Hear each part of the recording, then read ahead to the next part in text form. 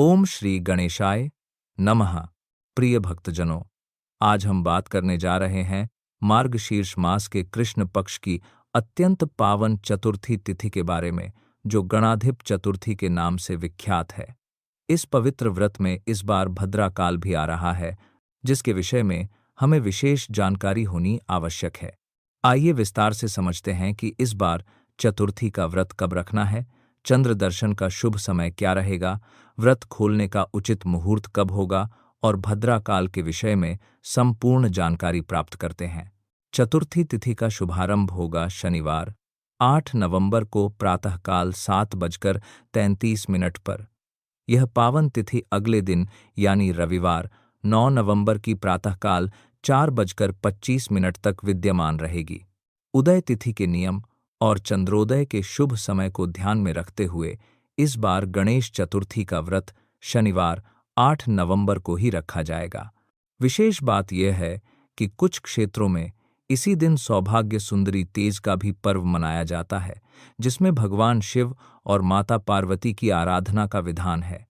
वहीं चतुर्थी तिथि चौथ माता और विघ्नहर्ता भगवान गणेश जी को समर्पित होती है। शनिवार 8 नवंबर की प्रातःकाल ब्रह्म मुहूर्त प्रारंभ होगा सुबह 5:04 से और समाप्त होगा सुबह 5:52 तक।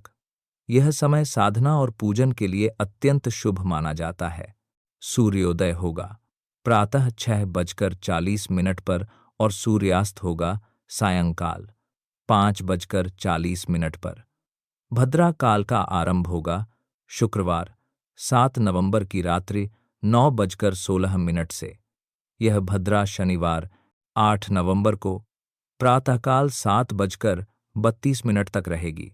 इस बार भद्रा का निवास स्वर्गलोक में है। जब भद्रा का वास स्वर्गलोक में होता है तो पृथ्वीलोक पर इसका अशुभ प्रभाव नहीं पड़ता। विशेष रूप से पूजा पाठ और धार्मिक अनुष्ठान भद्रा काल में भी संपन्न किए जा सकते हैं। प्रातःकालीन पूजा का उत्तम अलगदन और उकारिन समय है सुबह 5:20 से लेकर सुबह 6:38 तक।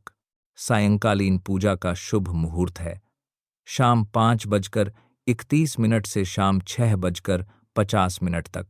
शनिवार को राहु काल प्रारंभ होगा सुबह 9 बजे से और समाप्त होगा सुबह 10:30 तक। यह समय किसी भी शुभ कार्य के लिए अशुभ माना जाता है, अतः इस समय में पूजन आदि से बचना चाहिए। 8 नवंबर शनिवार की रात्रि 8:21 पर चंद्रोदय होगा। इसी समय के पश्चात चंद्रदेव को अर्घ्य देकर व्रत खोला जाना चाहिए।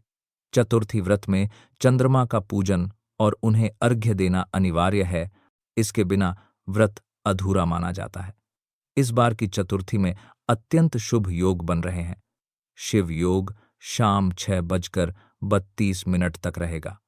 तत्पश्चात सिद्ध योग का आरंभ हो जाएगा, जो कि अत्यंत फलदायी माना जाता है।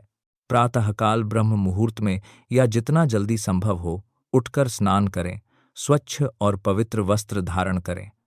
घर के मंदिर में या पूजा स्थल पर भगवान गणेश की प्रतिमा अथवा चित्र के समक्ष बैठें। सबसे पहले धूप और दीपक प्रज्वलित करें। गणपति बप्पा को लाल रंग के पुष्प अर्पित करें, क्योंकि लाल रंग उन्हें अत्यंत प्रिय है। दूर्वा घास चढ़ाएं, जो गणेश जी को परम प्रिय मानी जाती है। मोदक और लड्डू का भोग लगाएं।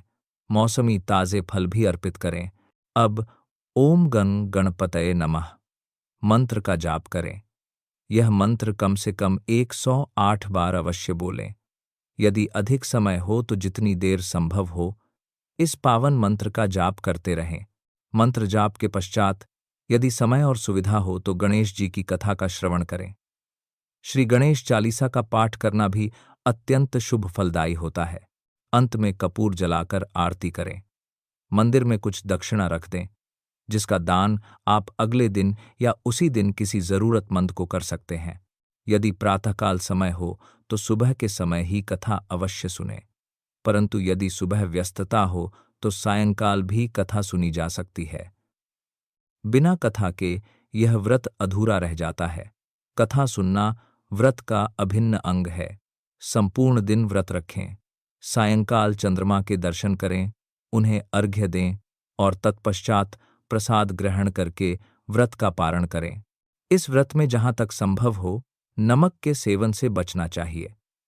आलू, शकरकंदी और मूंगफली का सेवन इस दिन किया जा सकता है। यदि किसी भक्त को स्वास्थ्य कारणों से नमक का सेवन अत्यंत आवश्यक हो तो वे सेंधा नमक से निर्मित फलाहार ग्रहण कर सकते हैं। सेंधा नमक व्रत में मान्य होता है। तो भक्तजनों, यह थी गणाधिप चतुर्थी व्रत की संपूर्ण जानकारी। आप सभी से निवेदन है कि हमारे चैनल पर इस दिन की पावन कथा अवश्य सुनें। गणपति बप्पा सभी के जीवन से विघ्नों को दूर करें और सभी पर अपनी कृपा बनाए रखें। जय गणेश। ओम गं गणपतये नमः।